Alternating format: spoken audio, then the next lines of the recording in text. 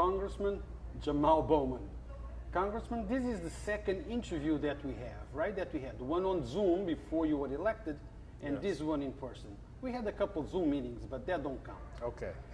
Thank you for taking the time. Thank course. you for coming on Yonkers Voice and talking to our community.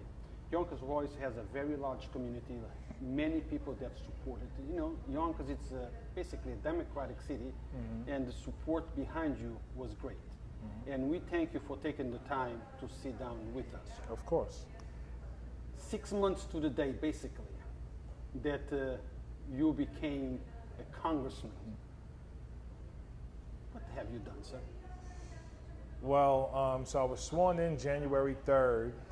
We had an insurrection January 6th, the first attack on the U.S. Capitol since the War of 1812. Obviously incited by Donald Trump, but many other white nationalist actors across the country were also a part of that. So, you know, we had to hit the ground running, and it was trial by fire. But my team and I wanted to respond immediately, and we did so a couple of days later by introducing our first piece of legislation called the COO Act, which stands for Congressional Oversight of Unjust Policing.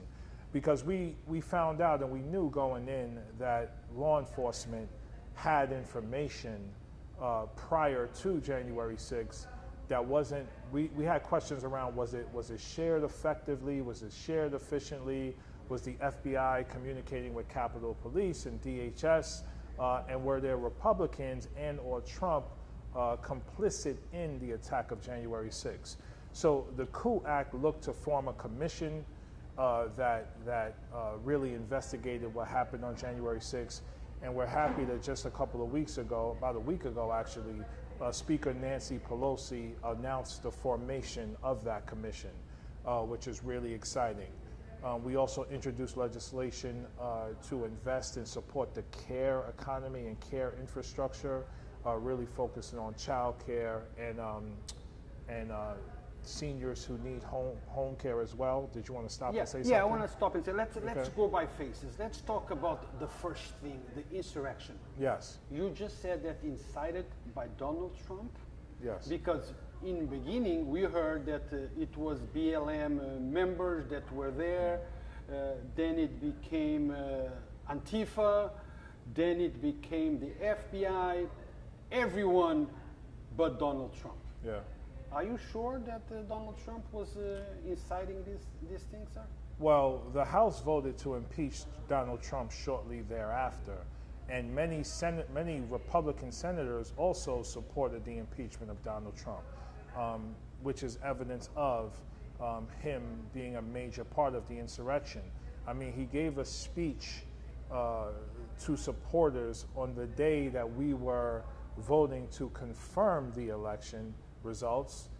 In his speech, he said something to the effect of, you know, let's go to the Capitol, I will be there with you. And then people actually responded by doing so. So it was a series of things, right? It was the promotion of the big lie that the election was stolen by Democrats and stolen in states across the country, followed by many in the House and others saying that you know, the election results are not kosher and we need to overturn them, followed by his speech and Josh Hawley and many others who spoke, followed by the insurrection. So there's a lot to investigate and unpack there, and that's why the formation of a committee is really important. Some people still think that there is a big lie, that Donald Trump won the election. We actually just saw a march 2 days ago in Pennsylvania with a whole bunch of right wings going around and saying the election was stolen. Yeah. Was it stolen, sir? Yeah, there's no evidence of that whatsoever. We had Supreme Courts across the country shooting down lawsuits in support of the big lie. So there's absolutely no evidence of that whatsoever. But what's dangerous about this is, you know, it seems like some of our Republican colleagues believe if you continue to say a lie over and over and over again, people will ultimately believe it. That's problem one. Problem two is if the larger electorate loses trust in the system, then the system doesn't work, and it allows Republicans to remain in power because people won't go out and vote. Republicans are trying to undermine the system with the big lie, with voter suppression laws happening across the country, with supporting the Senate filibuster, which doesn't allow us to pass the legislation we need to pass in the Senate. So if they, continue to create reasonable doubt in the minds of the general public, then people won't support the system. But if we don't support the system, they will continue to win elections, and they don't care about democracy. They care about a dictatorship. That's what they want, which is why we have to remain engaged, both here in Yonkers and in the 16th district, but across the country. Now let's come back to Yonkers. Okay, that's at the national level. Now let's talk about your hometown. Yes. Let's talk about here, because people are watching us. They want to say, okay, we understand the insurrection, we understand these right wings, we know what's going on. But what about us? What have you done? Let's talk about your promises. Okay, to Yonkers, to New York State, and let's talk about the accomplishments. What have you done? I've followed you around. I have seen a few press conferences, including the last one at the YMCA, where you announced the proposal of a $300 million. Am I correct on the dollar figure? I think it might be close to 300 billion, but yeah. 300 billion. Okay, well, I'll take that. Okay, that will help our infrastructure in Yonkers, and not just Yonkers, Mount Vernon and other places. Yeah. Tell us about that. Where is that at? So we submitted 10 projects for community project funding so that the House of Representatives can support a few projects. One is the Yonkers Greenway, which has already been approved, which we're very excited about. So that's gonna be coming shortly. Another is $500,000 to bring health equity to the Yonkers YMCA with a new swimming program. We're still fighting to bring additional funding for low income and affordable housing, and that's key because people use the term affordable, but affordable for whom, right? It needs to be affordable to people of a certain income. So we're still fighting for affordable housing and low income housing. We also passed the American Rescue Plan, which is a huge piece of legislation in support of Yonkers, bringing in, I believe, 68 million to the Yonkers School District, and I'm forgetting how many million to the city, tens of millions of dollars to the city. We should post it after this so people see the actual numbers. Sure. But the city is getting tens of millions of dollars and maybe even more, and the school district is getting that money as well. And that money can be implemented and invested in a variety of ways. What's really key, what's another key focus for me is public safety. What are we doing to prevent the rise in violence, to prevent the rise in crime, and starting it before it begins. Apologize to cut you off, but that's a big topic. Yes. And we're going to discuss that on a segment all by itself. Okay. Public safety, gun violence, guns on the street of Yonkers, young people killing young people, blacks killing blacks. It's a big issue. Yes. Okay. Now, I actually reposted something that you posted the other day. Black men, black young men can be anywhere they choose to be. Tell us what you meant. Well, it's true. I mean, black young men, Latino young men and women who have been disenfranchised and ignored and neglected by our federal government can do and be anything they want to be. And I am and want to continue to be an example of that. I mean, I grew up in a single-parent household. My father wasn't around. I used to run the streets, get in a lot of trouble, didn't do too well in school. I was suspended a number of times. Yeah, I was suspended a few times from school, yes. Used to get in street fights, had my share of trauma in the house in terms of abuse and things like that. So, I know on a personal level what many of our young people are going through. But I want to show them that you can come from that and not only become a teacher, which I was before coming into Congress, but I also became a principal and founded and opened up my own public school. And then after that, I ran for office and won a congressional seat. So I just want to give them hope and inspiration. At the same time, we as elected officials and we as the community have to do more to make sure we're protecting our young people and make sure there are things for them to do. When I walk around Yonkers and I talk to people, the number one thing they say is there's nothing for our kids to do. There's not enough. So we need to invest in Yonkers and our children and do a lot more to make sure there are programs for them, whether it's arts or sports or dance or academic programs. They need it all. Because if they had those programs, they're less likely to pick up a gun or drugs in the first place. And then we have to ask ourselves, how the hell do guns continue to be trafficked into places like Yonkers? Guns and drugs are trafficked into here. Yes. So why does that keep happening? Congressman, you honestly think that if we have more programs, it will reduce the crime? Because look, we have PAL, inexpensive programs, boxing, basketball, roller skating, whatever, they have it. YMCA, the place where you were the other day, they have a whole bunch of programs. YWCA, a whole bunch of programs. Yonkers Force, Yonkers Fire Department, they offer. North Yonkers Boys Club, they have programs. But I don't see parents there seeking those programs and say, look, I want to join. I want to give my kid options. Do you honestly think that more programs will reduce crime?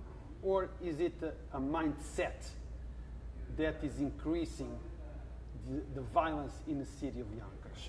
Well, it's not either or, it's all of the above, right? So the more programs, the right programs will help create the right mindset that will put young people and families on a pathway to success. So you made a great point. It's not just supporting the children, it's supporting the families as well. And I don't think we've done that in a quality, holistic way.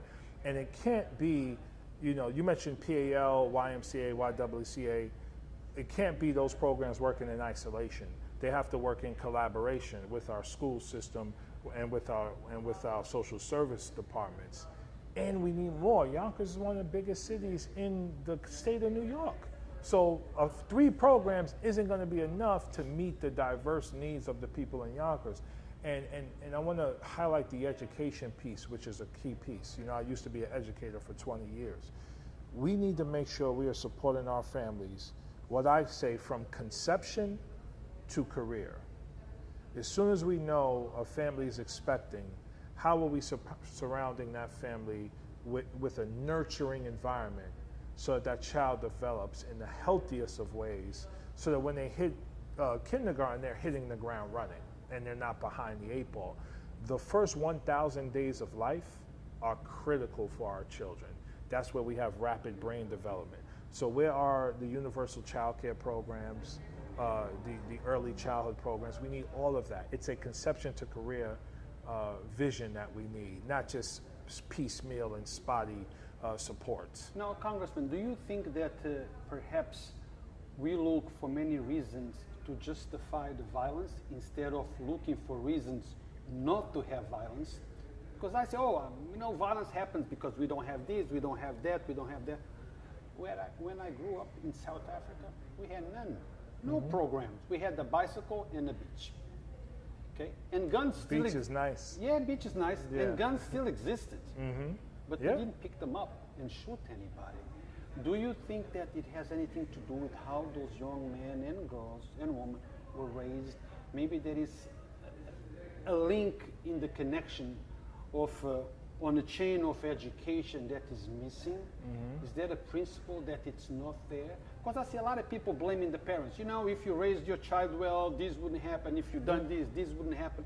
You as an educator, sir, how do you see that? Well, first, South Africa has a different kind of sort of history that we could talk about kids are kids. No, I'm talking about apartheid and other stuff. I'm talking about Mozambique. We didn't have apartheid in Mozambique. Yeah. Got it. Okay, good. So,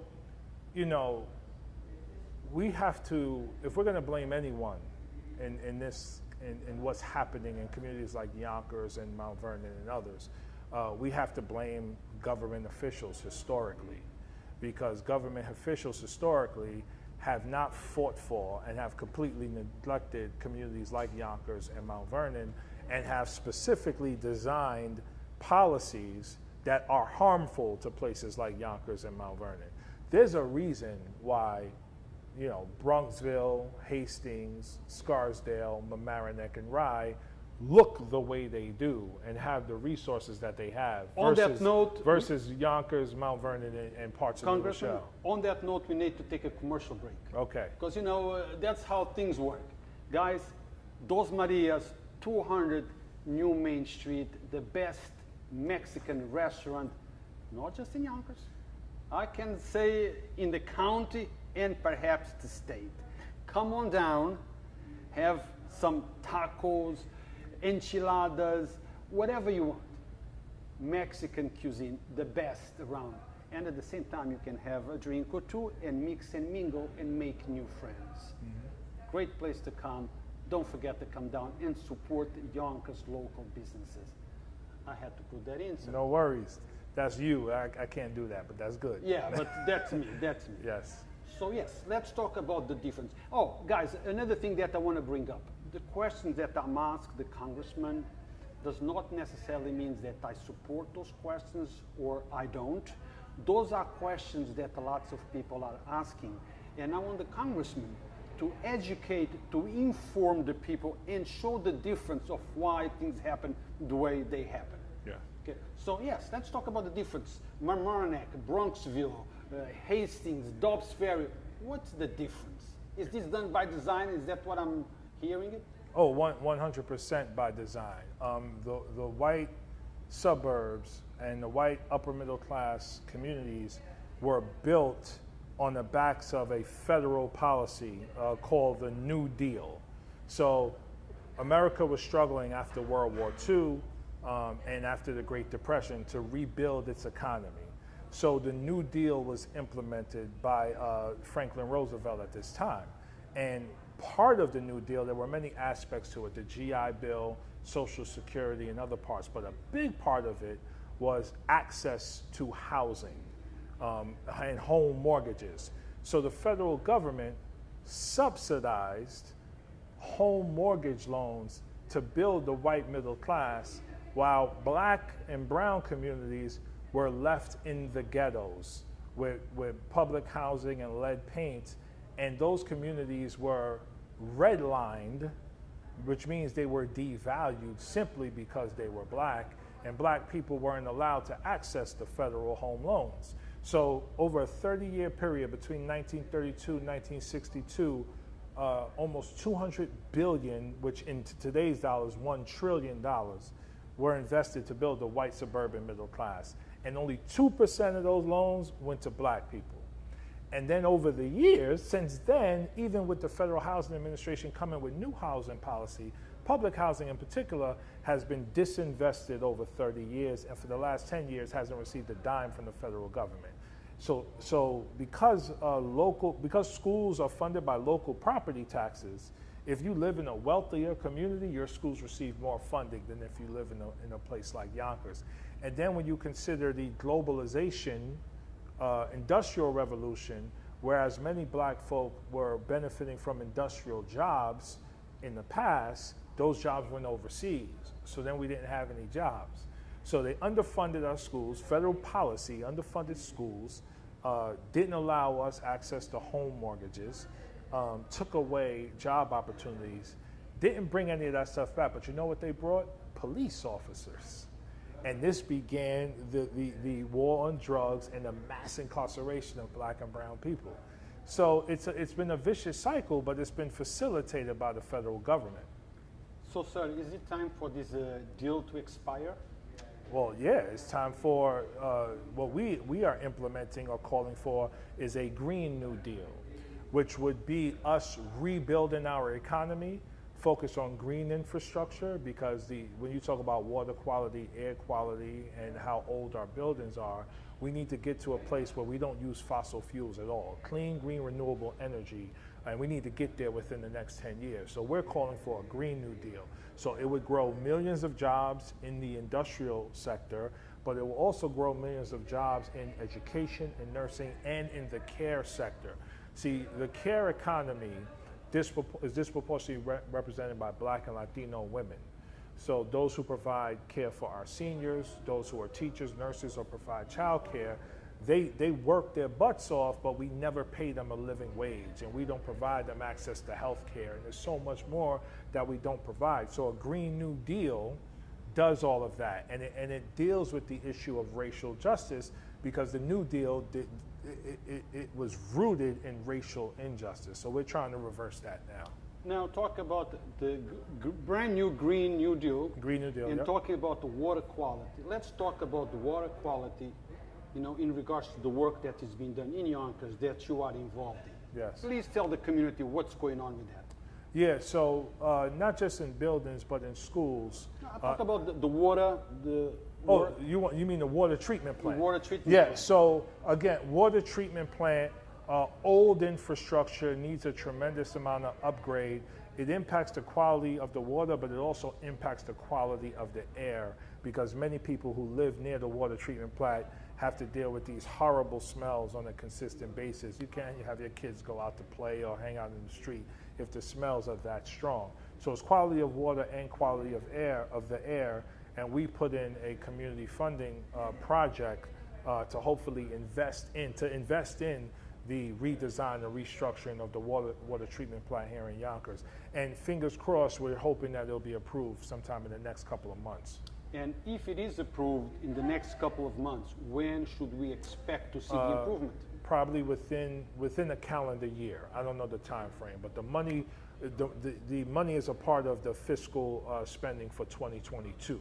So we're gonna, in the next month or so, we'll be voting on it in the House, and hopefully it's been approved, because community projects aren't, they try to be equitable with who gets them. So I submitted 10. Doesn't mean I'm going to get all 10. That was one of my 10. So hopefully we'll get that one, because water quality is a priority of the president's. So we're pushing him even outside of this to make water quality central to the infrastructure plan. And he's doing that, which is good. So if we don't get the appropriations money, hopefully we get the infrastructure money. Well, if we do get the money, yes, you will be lucky enough, we will be lucky enough, that you will be able to see the beginning of the project and the end of the project, if we get the money. Yes. Because it's going to take like 3 or 4 years to complete. To finish it. Yes, from beginning to finish. Oh, Correct. well, absolutely, yeah. We don't take anything for granted in terms of the project, but in terms of also me just doing the work of the people. Because you mentioned, we got support during the campaign. We still receive a lot of support, but I still got to work every day. Like if I'm not, we take a blue collar mentality to this work. Because if you don't work every day, the support will not be there next Correct. time. And it shouldn't be. It shouldn't be. Yeah. We must hold you and all elected officials accountable. Yes. For the work that you're doing, for the promise that you made, and for your failures, if there is any. Correct. Talk about failures. Lots of people are seeing the bail reform as a failure up to a certain extent, because they are blaming the violence that we are seeing in part to the bail reform. The bail reform, police defund the police, with some people saying that you call to defund the police. I would like you to explain what does defund the police actually means to you, because some people think that defund the police means cut police officers. To me, defund the police is, listen, you don't need 2 tanks. Maybe you want to use that money to educate crime prevention. That is what defund the police means. What does it mean to you, sir? Yeah, exactly right. So we ask police to do way too much. We ask them to respond to domestic disputes. We ask them to respond to people with mental health challenges, and they should be responding to violent crime. That's what police are trained to respond to.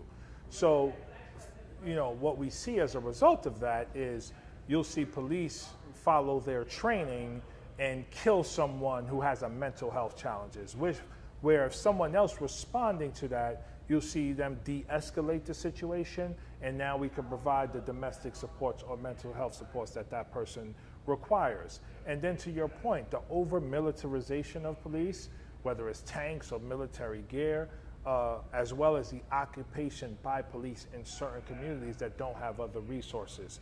Those resources could be reallocated to social services, job programs, housing programs, food security, and other areas that will stop people from doing crime in the first place. In terms of bail reform, what I would encourage people to also consider is think about the trauma of the last year and a half and what people have been going through with isolation, with depression, with losing their jobs, with family members being distraught. So it's less, I think, a situation of we're not locking people up and they're coming out and killing people. What it is we're not being preventative enough to start with. And that's what we need to be more. We need to be more preventative. And we shouldn't keep people in jail simply because they can't afford bail. And that's what bail reform is all about. We had people like Khalif Browder, who was in Rikers for 2 years because he couldn't afford bail, ended up being released because he didn't do anything wrong, and then killed himself, right? So died by suicide. So, but what we need to do, I think what needs to be inserted is we shouldn't hold people who don't have the bail, but what services are we providing them so they don't escalate in terms of harm that they commit against the community? Where are the services? Where are the programs? Where's the outreach to family? We need that piece to be in place as well. We need to do a better job of identifying young people who are, quote unquote, at risk and give them the supports they need. Point well made. Now, and I ask about defunding the police because I feel that is very important, because there is a group of people that happen to be on the right side that has difficulty understanding what defunding the police actually means. And they twist things around, trying to make others believe that defund the police means cut police in half. You don't need police patrolling this area. And that's furthest from the truth. So that's a good point, right? So as we redesign public safety, there is a place for police. What we're saying is how they're currently being used, they're being overused and misused. If we reallocate resources accordingly, we can solve the mental health and domestic issues that are happening in our communities and provide more security on the front end while still having police to deal with the violent crime. That's a real thing. We also need to do smarter policing because, again, gun trafficking into Yonkers, drug trafficking into Yonkers, we need to pay a lot more attention to that because that's what's increasing to a lot of the violent crime that we're seeing as well. Now, Congressman, did you ask Yonkers Police Department for an additional protection? And if so, why? Did you feel threatened in any way that you required that or not? Well, after the insurrection, we were receiving constant threats. My office and offices across the country. And we were advised by Capitol Police to be in communication with local police around providing additional security. So the answer is yes. And we decided to get our own private security as well for a period of time because the threats were astronomical after the insurrection, which again was the first time it happened since the War of 1812. Why is that, sir? Why are threats against elected officials, being, well, we've seen that more than ever. That always has been, elected officials always been hurt, but we never saw the same amount as we see now. Yeah. Who do we blame? Was this, that's one thing that I thank Donald Trump, President Trump for, that he helped expose that mindset that was hidden away for a long time, because those people were always there. We just did not know about them. Yeah, no, absolutely. I mean, Donald Trump losing the election was a big blow to many across this country who thought we were going to become a dictatorship type of government. So that was a big blow. But even prior to that, any criticism of Donald Trump or criticism of the conspiracy theory QAnon brought with it its own threats as well. There's a lot of disinformation on social media that I think is fueling a lot of this. And we also historically have been a country and a city, Yonkers too. We've been segregated, we've been separated. The politics of white supremacy has us fighting each other instead of working together. And we have to become a country where we work together to solve problems, as opposed to saying, well, you know, she got hers or he got his, I ain't get mine. We need this and we need to take from them. We got to realize the world is abundant and there are resources for all of us. But we've been programmed, socially programmed, to have this scarcity mindset where if you got something, that means I don't have something. And that's part of the problem. And that's what, these are the things that racism and sexism and homophobia and xenophobia are all rooted in, these kinds of problems. Now, in regards to the black community, sir, in my opinion, sometimes we can be our worst enemies. Sometimes the things that we blame others for doing to us are the very same things that we are doing to each other. Violence, blacks towards black. Okay, what do you think we should do? What is your advice? How can we motivate our community?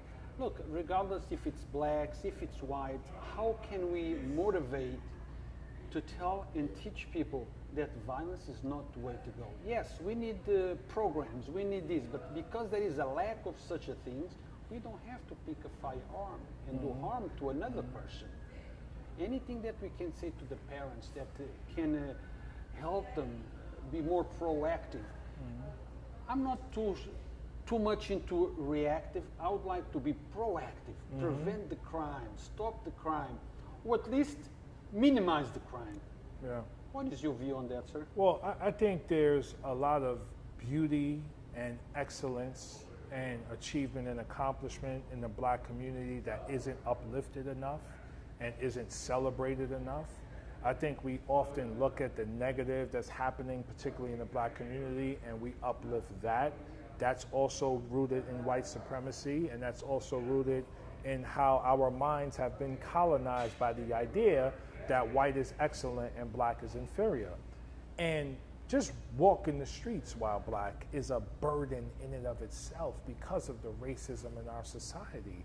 And we cannot downplay the impact of this racial trauma that we all are dealing with, right? Trauma literally alters the brain and leads to negative health and education outcomes. This is well documented. It's called ACEs, Adverse Childhood Experiences. It's important for people to look this up and know what this is. But the racial trauma, the trauma that comes from neglect from your federal government, leads to heightened frustration, heightened rage, heightened anger, and then some of the time that is manifested in how we engage with each other. But I think we need to do more to uplift the good as opposed to always focusing on the negative. Like Sugar Sweet's Creations, you know. She's coming next. Listen, she's next. She has an amazing pastries and other things that she is contributing to the community. Check her out on IG. People like her and others doing that work need to be uplifted. Legacy 371 Warburton, Mr. Warburton. Check him out. But you know, sir, that's something that I always tell the community. My black community, my people, even though I belong to all the people, but I feel connected to my black community because I consider myself a black man. Well, you're from Africa. I'm African. Guys, please, as the congressman just said, uplift the black community. But I cannot promote you. I cannot talk about you. I cannot highlight you. I cannot show the talent and the good that it's abundant in our black community unless you reach out, unless you let me know so we can go there and promote you. So please reach to us. Let's put the highlight on the black community. There's tons of good going on the black community. Yeah. But it's a jewel that it's still hidden somewhere. Well, let it out, guys. Let it out. Well, I think, again, you know, and I say this with all humility, you know, I'm an example of, you know, black people doing well, doing decent for themselves, right? And I want to also just clarify something. Please. You know, I don't want people to hear black community and think we're not talking about other communities as well. This is very important because the black community and the Latino community have both been marginalized and redlined and neglected together. So as we speak about the black community, we also uplift the Latino community as well, and any marginalized community. Because the bottom line is, if you're poor, whatever race, poor, white, black, or Latino, you're more likely to live in neglected, under-resourced communities. We all have to come together to work together to push back against a capitalist system that doesn't always have our best interests in heart. I have your best interest at heart. Congressman does, so let's talk about that stuff. Let's talk about that stuff. Let's put guns down. Let's focus on businesses, minority-owned business.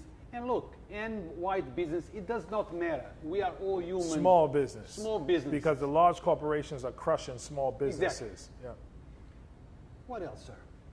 What else would you like to talk about? You know, this is an I opportunity. could be here all day, man. So let's I love talking.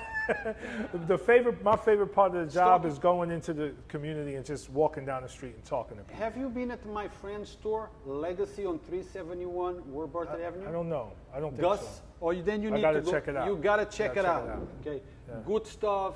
Hard-working guy. Honest guy. Yes, he had a little history in his past.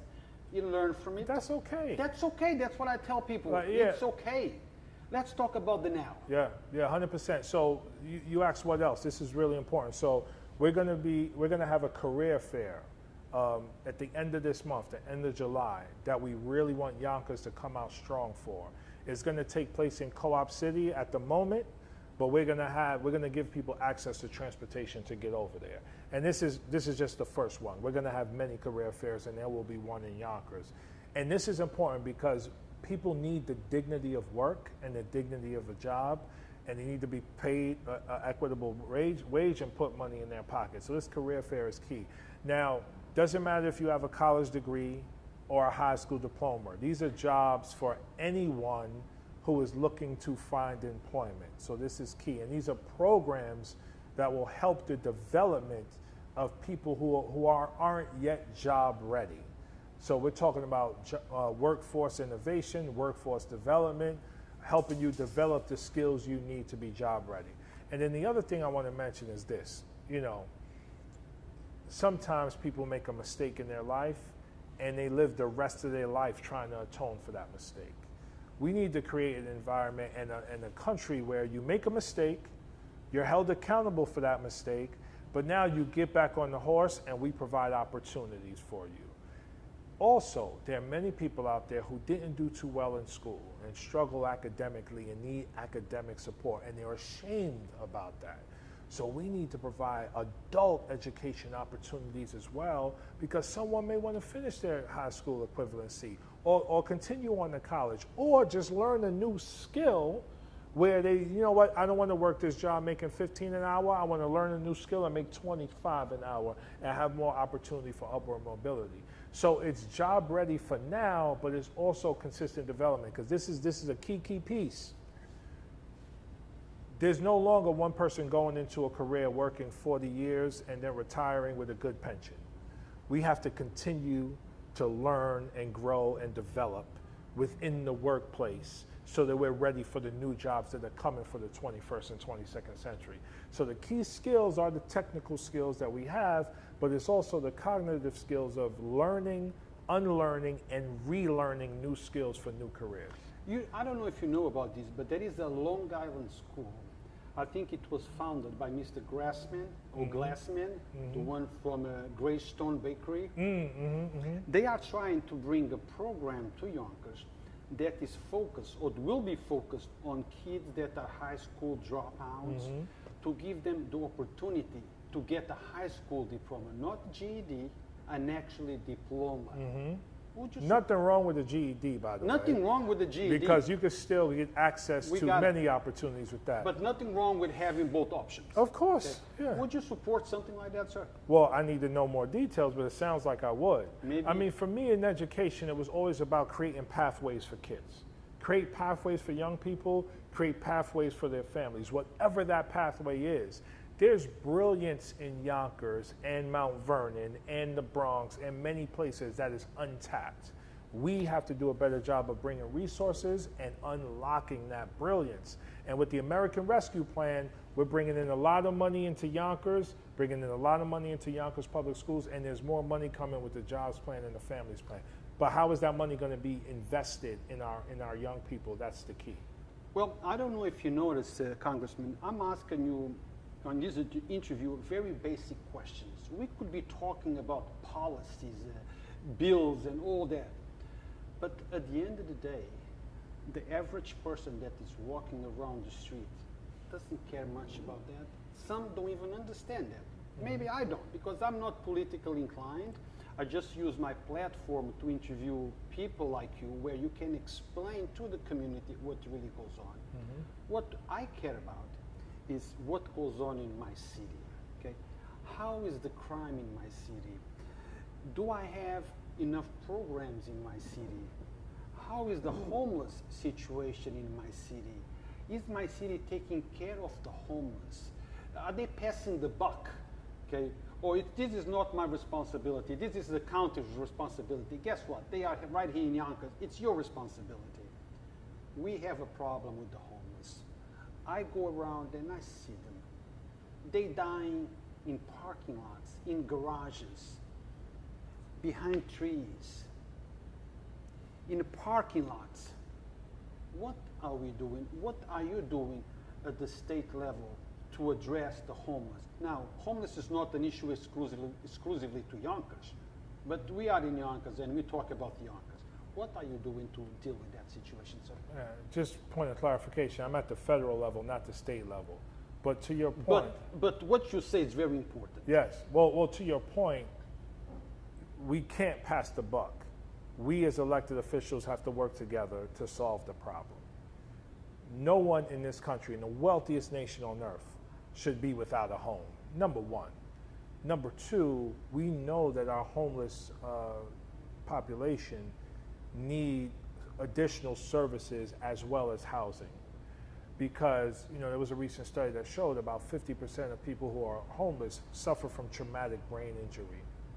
So we need housing and health care to provide support to our homeless population. And the only way that's going to happen is us, myself at the congressional level, working with state level reps and city level reps to solve the problem. Part of my job is to make sure I'm fighting for the resources to build the housing that we need for the homeless if it's not already there.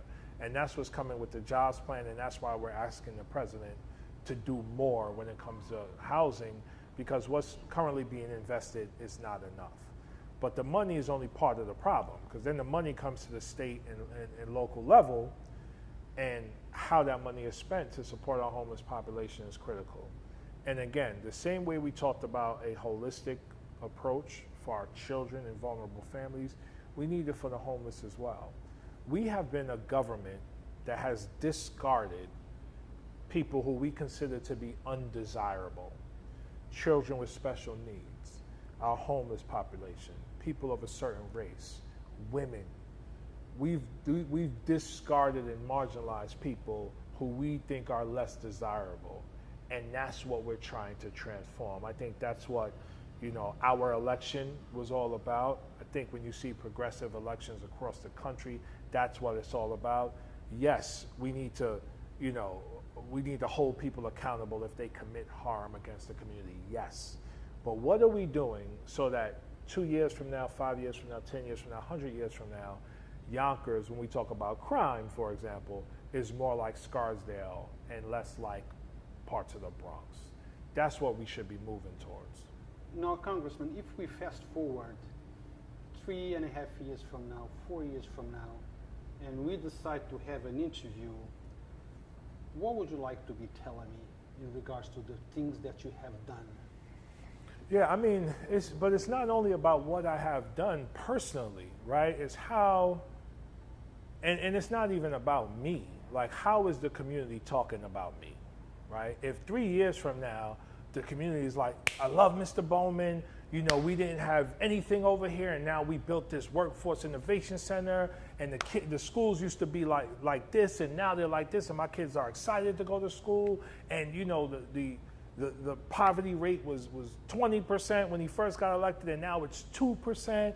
If people in the community are talking about me like that and Yonkers like that, then we've done our job. Because I could say anything. So it's about them. It's not about saying, it's about the things that you have done. So the things that you just named, if we are talking about these 3 or 4 years from now. 3 or 4, yeah. Okay, those are things that you have done. So if I look back and I see the congressman did this, less poverty, more jobs, more this, those are things that you have done. Well, here's the other thing too, right? It's not just, it's about getting things done, but it's also about fighting for the things that need to get done.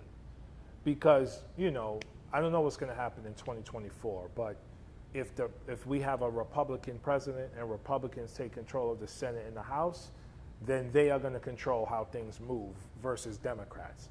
And this is why it's important for people to stay engaged in the democratic process here and across the country, because we got to maintain control. And if we maintain control, we could get more done. But it's the fight. People feel frustration throughout Yonkers and different parts of the district because it doesn't seem like elected officials are really fighting for them enough. If people know that you're fighting for them, they'll work with you and understand that, well, we tried this battle, we didn't win that one, but we're going to win the next one. And that's the thing. It's the shift in mindset, like you said before, towards fighting for our democracy, but also fighting for our children and fighting and demanding the resources we need. So we have to be realistic to know that you are not going to win every fight, but as long as I believe that you work very hard to accomplish those promises, I should be happy. Yes, and fight with me.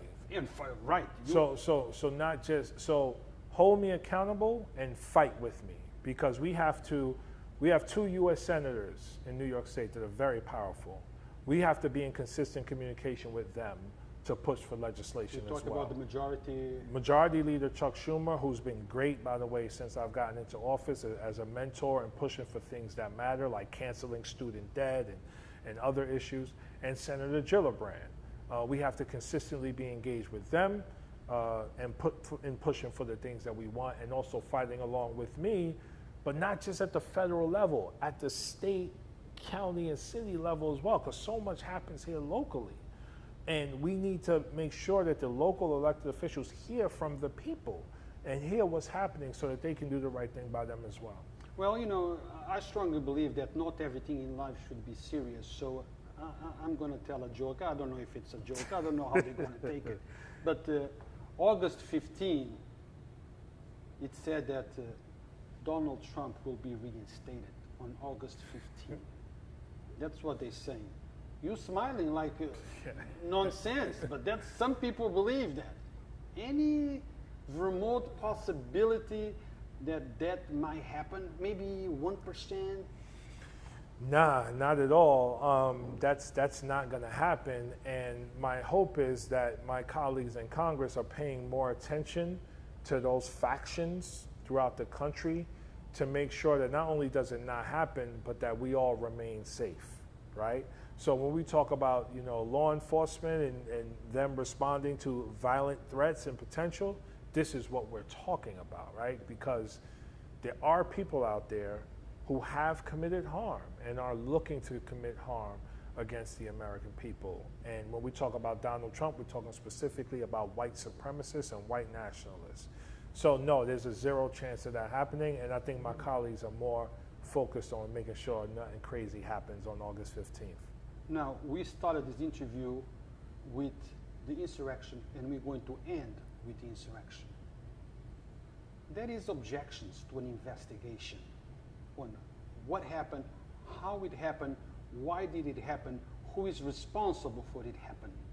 It has been the first time in the history of the United States that we have senators that are not interested in knowing who planted a bomb, who tried to kill elected officials, because we know what they were, chanting, hang him, doing this. This is the first time in history of the United States. You think this objection to investigation has anything to do with the possibility that some of those senators might have been involved in the insurrection and they are afraid to be caught on the net? Yes, 100%. They don't want to be found to be complicit once we start peeling back the layers.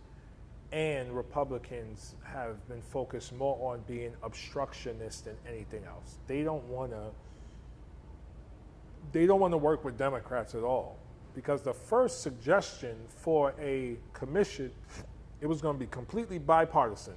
5 Democrats, 5 Republicans, where Republicans would have subpoena power and could push back against Democrats trying to subpoena something that they didn't want. They voted against that, and now they have this, which I believe is 6 Democrats, 1 Republican, Liz Cheney, who was voted out of leadership of the Republican Party. So they are all about obstruction. They are all about not allowing the Democrat agenda to move forward in any way, shape, or form. And they're all about, again, a dictatorship government and not democracy. So this is their playbook, and they need to be called out for that. So as we think about elections across the city, state, and country, we vote in Democrats who are progressives, who are looking to move forward what needs to be moved forward. So Republicans, why are you afraid of the truth? Nothing to hide, let it out. 100%. Thank you, sir. Thank you for taking the time. Thank you for sitting with us. Of course. And hopefully we will do this again. Yes, hopefully. Thank you.